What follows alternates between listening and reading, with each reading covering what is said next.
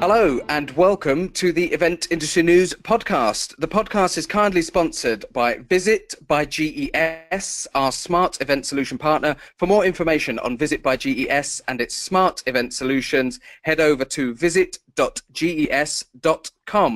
A very good morning, afternoon or evening to our podcast followers, wherever or whenever you may be tuning in to us from. Don't forget to stay up to date with all of the latest content from eventindustrynews.com by downloading the Event Industry News app, which is available for all the major mobile devices. You can also get your opinions to us using Twitter via @EventNewsBlog. If you are watching the live stream of tonight's podcast on Tuesday, the 19th of September, you can actually submit questions to us during the podcast, which I can put directly to our guest, and you do that using the GoToWebinar questions box that you should have on the screens in front of you. So on today's episode of the podcast, we're going to be looking at a subject that we're broadly calling top tips to bulletproof your event and keep your attendees safe. All will become clearer as we dive into the subject, but first to welcome our guest. Our guest today is the CEO of event technology company Shocklogic, John Martinez. John, thank you very much for joining us. Thank you very much for having me. John joins us from Vienna. And he is been working there, and as I understand it, just before we came on air tonight, John gave us a quick look around the Congress Center that they're in, and this is actually the end of the Congress, so there's a big breakdown going on at the moment, and everything's being cleared out. How long have you been over in Vienna for, John? Since the 14th, yeah. Okay, so, and 5 days now. And just drawing to a conclusion now. Yeah, we were wrapping up today. Excellent. As I said, the podcast subject today, top tips to bulletproof your event and keep your attendees safe, would suggest, I suppose, in the first instance, that this is looking at something to do with security. But as per my introduction, Shocklogic, the company that you are CEO of, is an event technology company. So tell us, first of all, how event technology is tying in with the security aspect of major events now. Yeah, one of the things that I tend to make very clear is that I'm not a security expert. The people that dedicate their lives to these things. What my company does is that we support security experts, we support conferences, events in general, of all types. We are the technology that supports the security experts. Now, we're very aware that awareness plus preparation is what we call safety. So the first thing that we see is we got to know what we can run into, what are the kind of things that we can encounter in order to be able to prepare for that. Blind spots are blind spots, and whatever we don't see, we don't know. We don't know whatever we don't know, we don't know. And I suppose now security does, when we think about it, cover so many different aspects, doesn't it? We have the physical security of people, but we have, in its loosest sense, something that we could term cyber security. And working in the event technology industry and in events full stop, people listening to this podcast and watching the podcast will know how much data now flies around the events industry. I suppose by putting it into some context, first of all, tell us about some of the clients that you're working for, and perhaps that will highlight to our listeners why we're addressing this issue of security. Yeah, I mean, we deal with clients like the European Court of Justice, with the United Nations, WHO, a lot of corporate, very sensitive, data-sensitive clients, and so we've been around for a while. We've been around since 1997, and I've been doing this for the best part of 30 years now. All over the world. So we've seen a lot from working in very stable, we can say, environments. Maybe some of the Scandinavian countries are so stable, but we're seeing more and more that it's happening all over the world. So having that awareness is what allows us to prepare for. So it's the balance between the two things. And presumably then that 30 years of experience and Shocklogic being around since 1997, you've been able to build up a historical archive, I suppose, of security issues and the requirements and the needs and the adaptations that your own customers have had to go through as they've shifted to holding more data and and having to make that more secure. Yes, and it's not only having the data safe and secure. Now with GDPR, you know, there's a whole set of rules that are coming to Europe that there's no way around it. You know, it's coming, it's happening on how we can keep data, on how we have to keep data, how we are allowed to use that data. But then in general, the advantage with advantage or disadvantage with the events industry is that we're talking about people, you know, real human beings coming, you know. When we have experienced things like what happened in Manchester, now, Sure. I mean, in London, you know, there's so much going on, and at the same time, then we had the different cyber attacks we have had, and I tend to say, well, if they can hack into the NSA, what chance many of us have. So I think that the only thing is to be able to what I would like to do tonight. Well, it's not for me in Vienna. Is to be able to give some giveaways that whoever is listening to this, who's going to listen to this in the future, is able to, okay, Bing, that's something to pay attention to, and what can we do about it, and you know, what we simple mere mortals can do about our events. You know, if we're not the European Court of Justice, if we're not the United Nations, but we're running an event or a conference, what are the kind of things that we can encounter that we can prepare for? Sure. And on a practical sense, and a lot of people in the events industry like to know and reference things on a very sort of practical, hands-on sense. And prior to us coming on air this evening, we were talking about this subject and having a look at maybe some of the avenues that we could explore and put things into context. And we were talking about things like scanners and how the technology side of it does actually interact with the physical side of it as well, and how that's developed. Perhaps that's a good starting point in terms of linking the physical to the technological and looking at how the service and how you've adapted and created stuff to work on that level of security. Yeah, you know, it doesn't have to be expensive. We can all embrace security using technology that is actually quite affordable and reachable.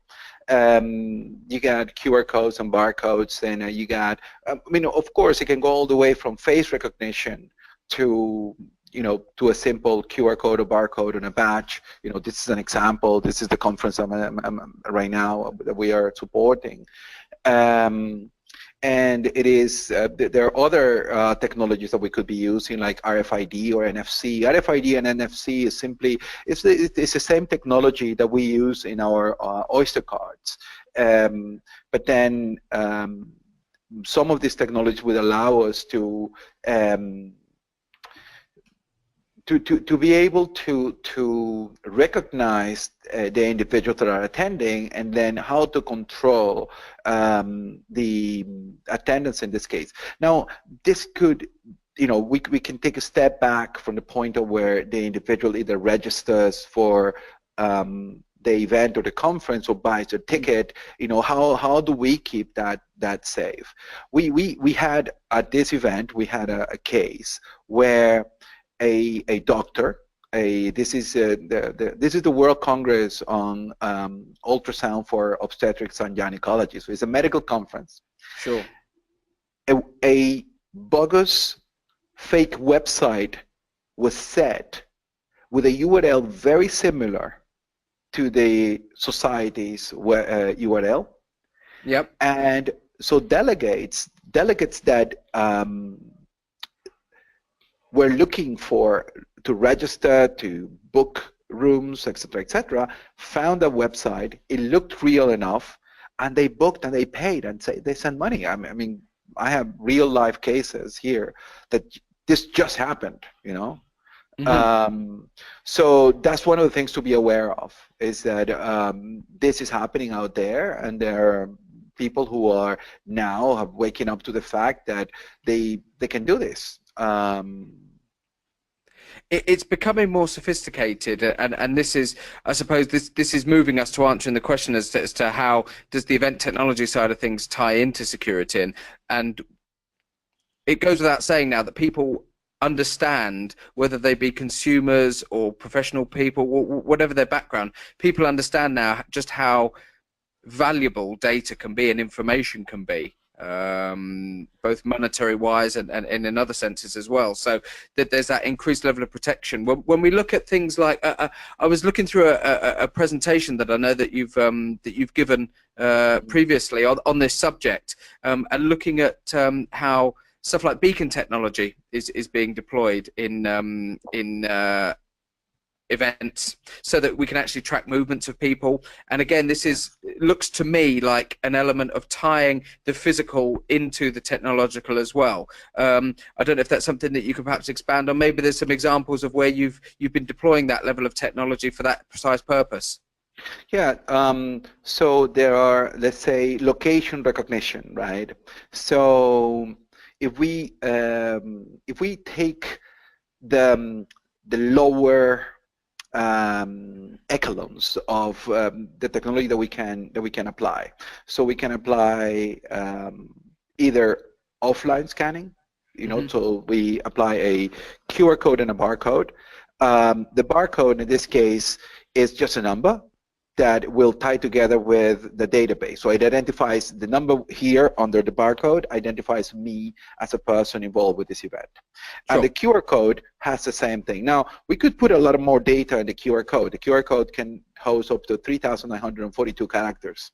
So you can put a lot of information there. Now, there's a caveat on that, and we can come back in a moment. Then you have the next step up is RFID and NFC. Means that I, as an individual, will have a badge that has a chip, and I will touch a reader like we do in London. We have the Oyster card that many of us use, and so we have to tap our Oyster card against the reader. So is that right? So this is called proximity. This technology is called NFC or RFID proximity. So I have to bring the card really close to the reader.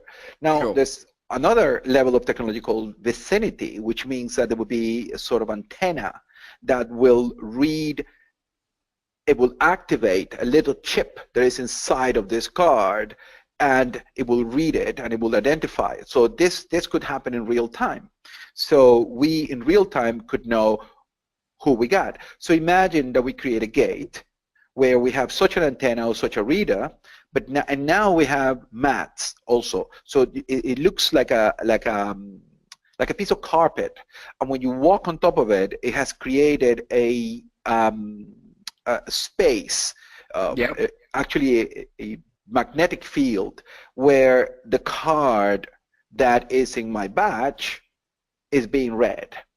There could be a security man with a camera identifying that actually the person that's carrying the badge is me, which is already that as a level of security is really, really, really good.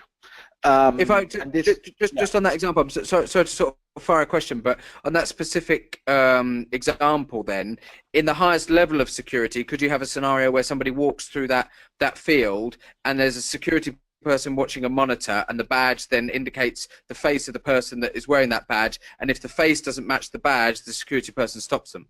Yeah, exactly. That's exactly what we want. And so, and this is not really difficult. This is not really expensive to apply. It is more, and that's why I tend to say I'm not a security expert, because then I would work with security experts that would stop that person and do something about it physically, to say, okay, why are you carrying a badge of somebody else? It could simply be that my colleague couldn't come today to the conference, and it's me, so he gave his badge to me, now I'm going to take his place. Could be from that sort of simplicity to all kind of complexities. So in this case, the reader would identify the card, and something can be done. And then you have something called there are a few technologies out there. iBeacons. Yes. There's an Austrian company called Weightation who have come up with a very cool way to it's a little tag that you can hang on to the badge, and then there are readers all over the venue, and then as you move, they can identify the movement, and then you can actually identify flow. So let's talk about security and safety, even when it comes to having too many people in a venue, or are we how is the public flowing? I mean, we recently there was a piece of news on CNN today that I heard about a riot that came that started because the venue was full and didn't allow more people in, and a riot broke out. So that is a massive security risk for somebody that's organizing a festival or a concert. So this kind of things something can be done about it without having to either spend a lot of money. It's just preparation. It's just, and that's why we say awareness plus preparation is safety. This level of preparation, and I suppose this level of sophistication as well, comes at a cost. How difficult is it to actually implement these sort of levels of security and deploy these levels of technology whilst also fitting in with continually shrinking budgets? Every year they'll come to you with a tighter budget and perhaps demand more from you.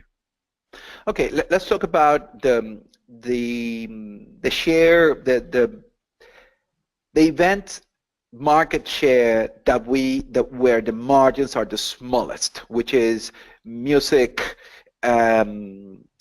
entertainment, festivals.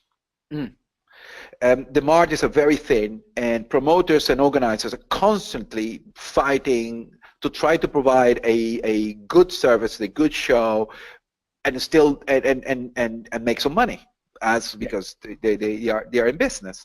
So what we have done is we created for example, we have a client called Resident Advisor, which is a very successful organizer of techno events and in the UK, and what we do with them is we have partnered to create. We are consolidators, so they can sell tickets from any source, and you have all these different sources that they sell tickets, because the promoter wants to sell tickets, right, badly. They want to get the news out there and people to buy tickets as much as they can.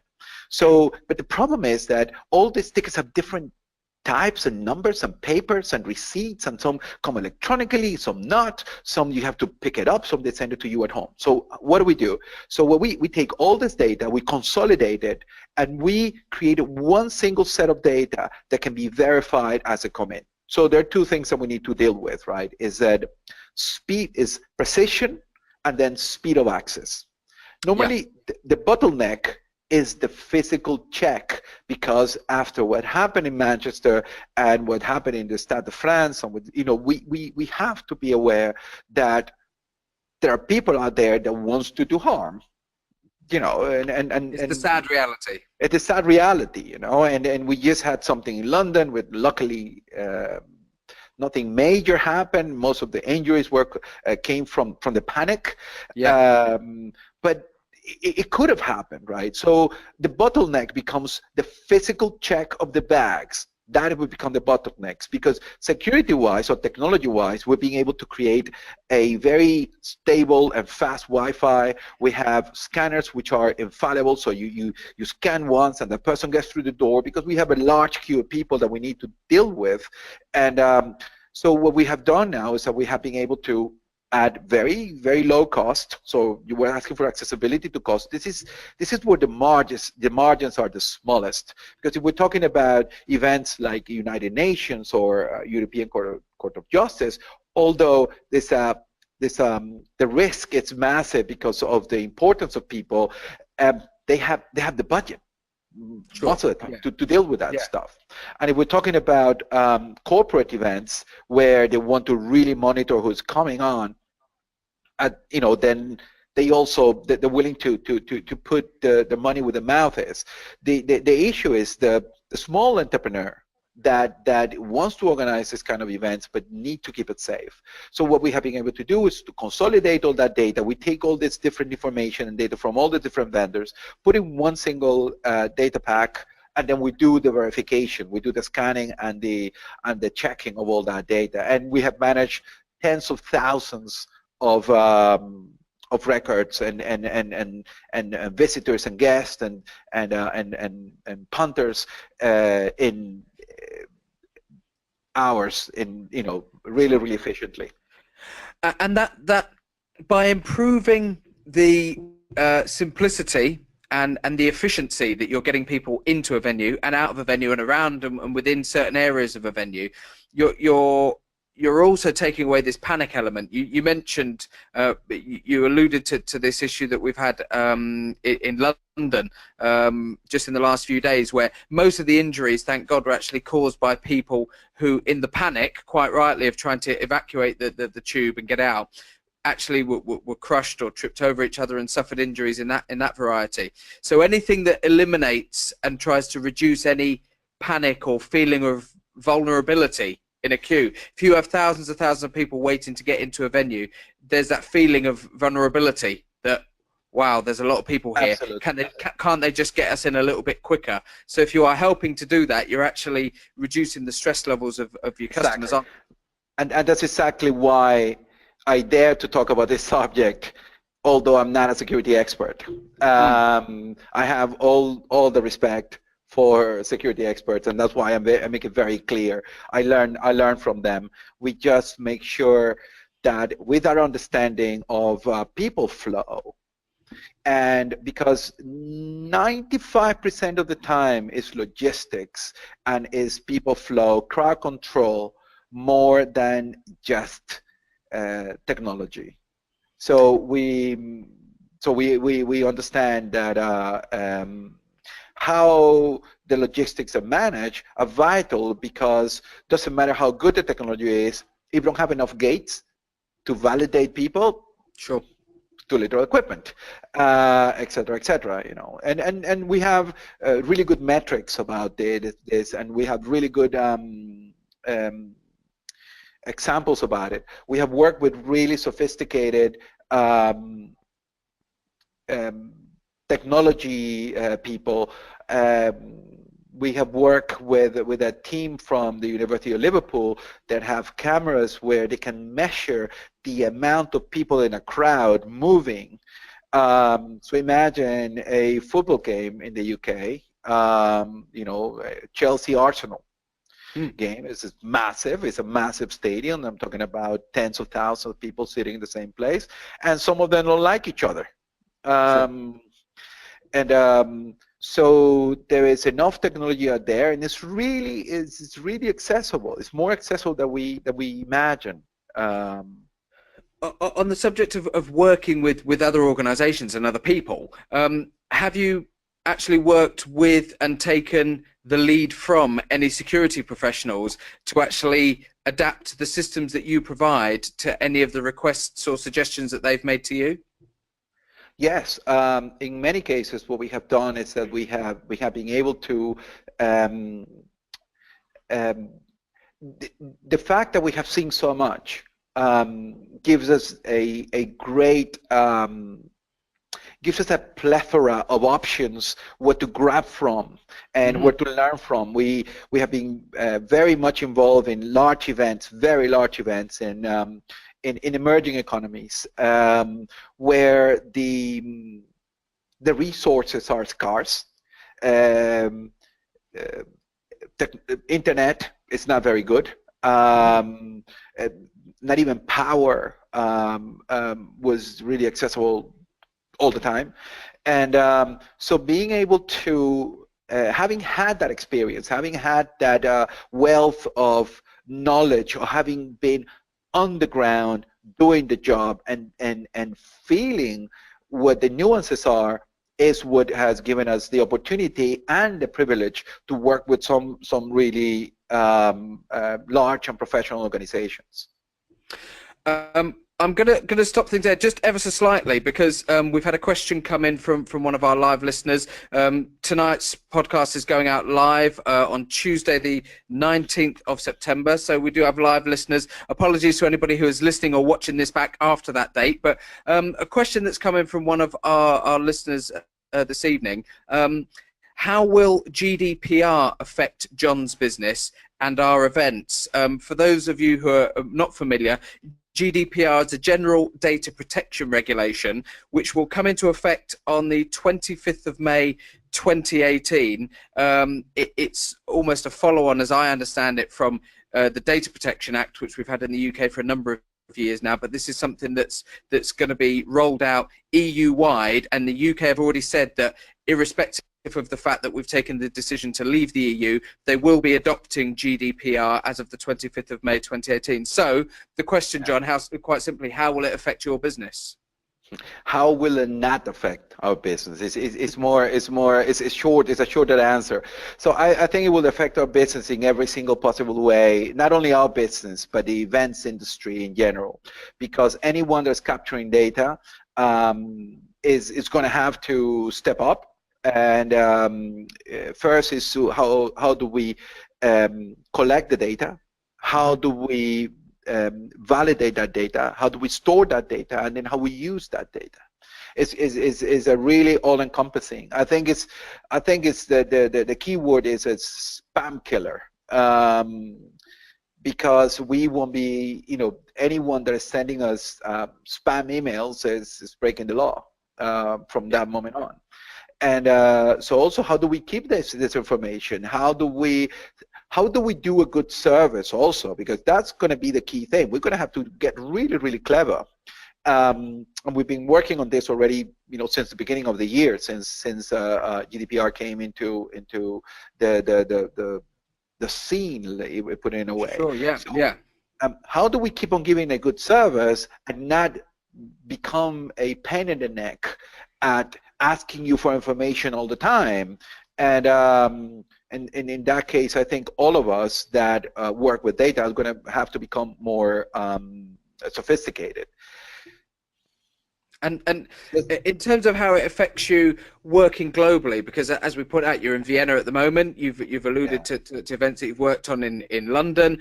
Presumably, you're also working across the Atlantic in the United States as well. And I would guess that there's probably most of the major countries in the world you can now tick off as having worked in and provided a service to. How difficult will it be to adapt your business doing what you do to work within the confines of GDPR within Europe, but then also stay compliant with other regulations in other parts of the world? I think that what that is triggering a lot of dialogue. It's triggering a lot of dialogue between us and our customers, and our customers' customers. Mm-hmm. So it's allowing us to actually identify a number of weaknesses that somehow many of us were forced to put into place. Mm-hmm. And so remember I was saying before about the QR code, right? Yes. So one of the things that happens is that because this can host up to 3,142 characters, some organizers or technology companies would put all your details in there, right? So imagine you have all the details in there, and then you have an event mobile app, and then you have within the event mobile app a functionality called business card exchange, let's call it. Okay. So everyone has a badge in the event. So I approach you, we make contact, really, this is great. I want to make contact with you. I read your QR code, and because all the data is there, I immediately capture your data. That sounds great. That's great for networking, right? That's great. I mean, the two reasons to organize an event. One is the distribution of content or information. And the second one is connecting people. And you can apply this to everything. You know, content could be music, could be entertainment, it could be knowledge, it could be information, marketing, sales, it could be science, it could be content. And connecting people is the fact that since the 80s, I've been waiting for the online event like this that we're doing, right, to get rid of the face-to-face experience. I've been waiting for that. The same thing as with the paperless office, you know. So this is one of those risks. We will not be able to do that anymore, because if my badge then is in a photo and somebody's able to expand that photo, right? Because we're all friends, we're taking a photo all together, and they will be able to scan my QR code and identify my QR code with my data. Somebody that I didn't exchange my information with. So we're going to have to become more careful about what we do with that. Yeah. Because with GDPR, that will not be allowed anymore. Yeah. So you have people going around, I mean, in the worst case scenario, people walking around an event or an exhibition or a conference and just scanning everybody's data, everybody that they can, whether they're relevant to them or not, just going around and scanning. And you can do this with an app that you can download for free, you know, a QR code reader. A lot of exhibitors that want to go, or booth managers, exhibitors at trade shows. I mean, one of the big things is that they want to be able to scan as many people as possible, because they have to go back home, you know, and then be able to prove the ROI for having been at that event, and how many contacts and how many leads they're going to work out with. So this is also really important. So we need to be able to allow the access to the information, but we're going to have to become a lot more clever about how do we do it, because that won't be allowed anymore. For example, this is one of the examples that GDPR is going to bring. You know, one of the things that we tend to say to our customers, and it's really, really important, is that, and when we're talking about tips on how do we want to, what we suggest they do, first of all, is that have a strategy. Even if it is a simple strategy, have a strategy. Have the thought about security and have a strategy about what you want to do. The second thing is that is the 5 W's, right? I always say start with why, and then you got who, what, when, and where. Yeah. And that is vital. And just putting that together is going to answer a lot of the questions that we're going to encounter. A simple thing, use HTTPS. Every time you have a website, every time you have a form, use it is, you know, when you type the URL on the browser and you type HTTP, ask your technology provider, ask your website designer or a netmaster or web person to make sure that you have the S behind, which is security. So HTTPS, which means that every message that is sent from there is encrypted. Right. And this is something that can be bought online really cheaply. You know, I'm talking about, you know, 12 quid. Okay. And it is one more layer.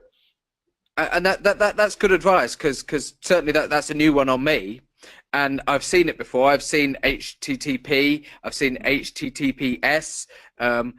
A lot of people would go into a browser and in the bar at the top they will just type in www.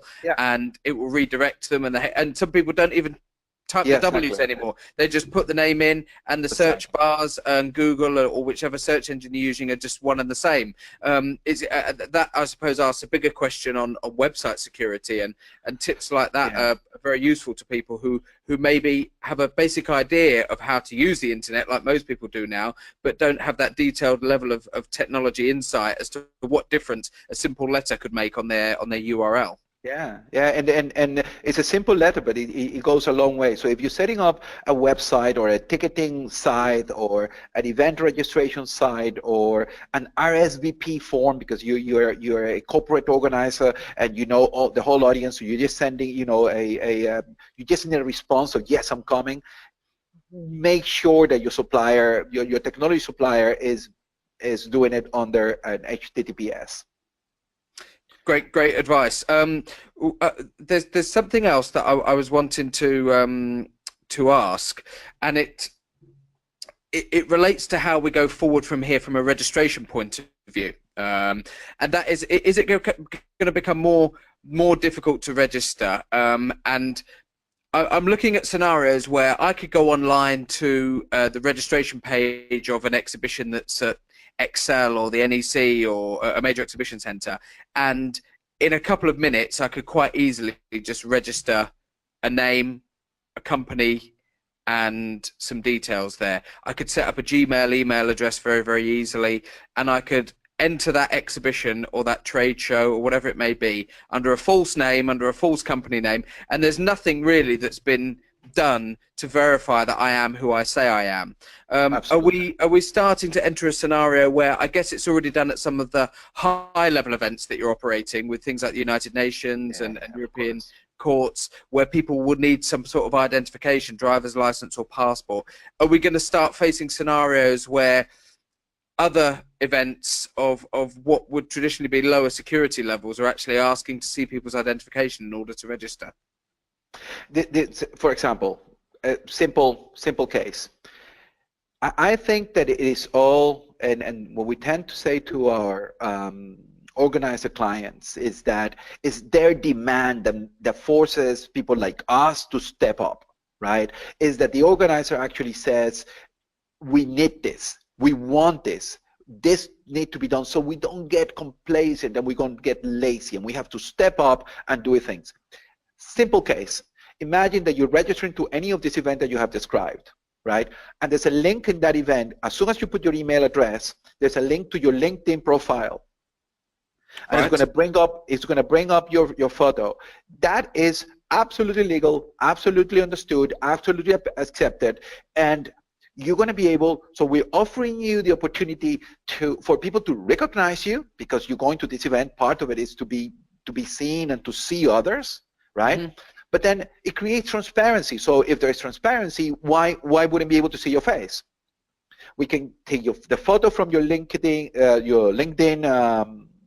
profile and be able to connect to it through an API, which is an application programming interface. It's a piece of software that joins together other systems. I don't know if you're seeing now when you're going to log in, it says log in with Google or log in with your Facebook account, etc. So it's that. So as information is more readily available out there, those of us that have nothing to fear and actually are there because we want the education and we want to be seen because this is part of our industry, of the job that we do, then I'll be totally happy with my LinkedIn profile to be linked and people to find me and actually send me some information. I decide who I befriend, who I put onto my network or not. I have that sort of freedom.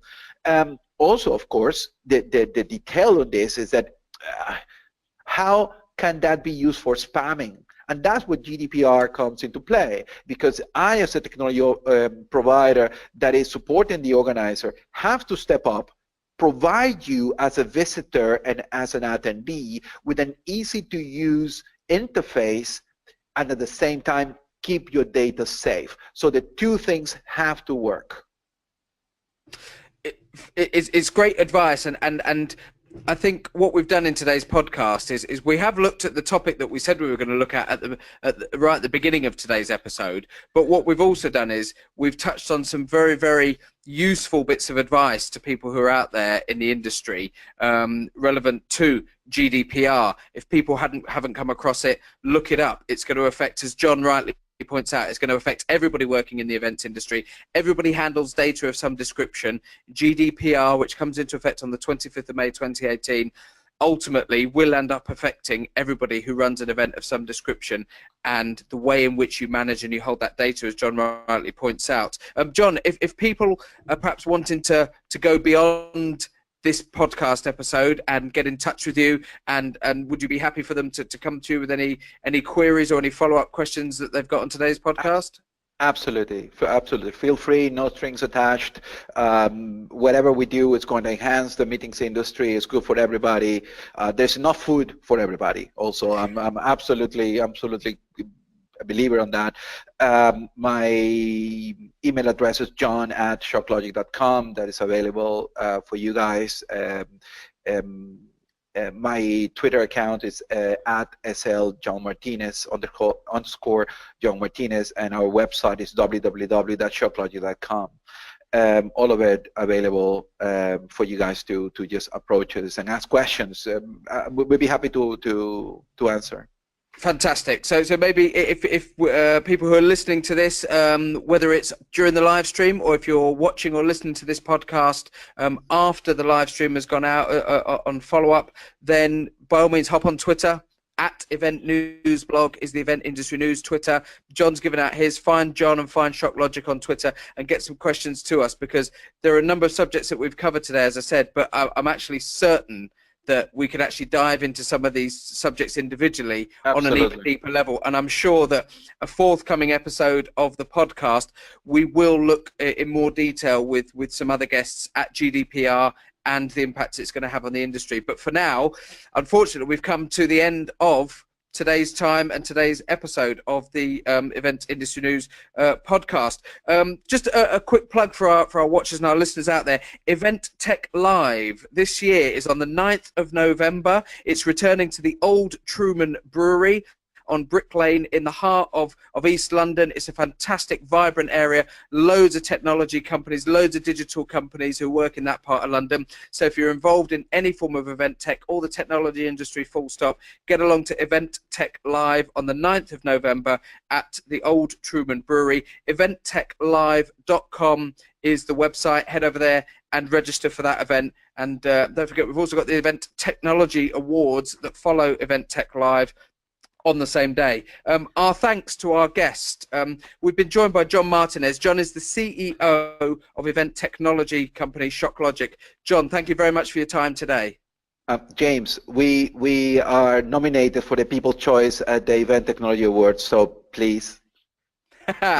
No problems. I think you deserve that plug after the good advice and the good content that we've got from you today, John. John's joined us from Vienna. Don't forget that the podcast is sponsored by Visit by GES, our smart event solution partner. For more information on Visit by GES and its smart event solutions, head over to visit.ges.com. Don't forget to follow up and download the podcast as an audio version from iTunes. If you've been listening to the live stream today, head over to eventindustrynews.com. You can watch the video back and have a recap on all the content that we've talked about today. Questions to @eventnewsblog on Twitter, and don't forget there's the Event Industry News app, which you can download from for all the major mobile platforms, and keeps you up to date with all the latest news that's coming out via eventindustrynews.com. There's everything in a nutshell.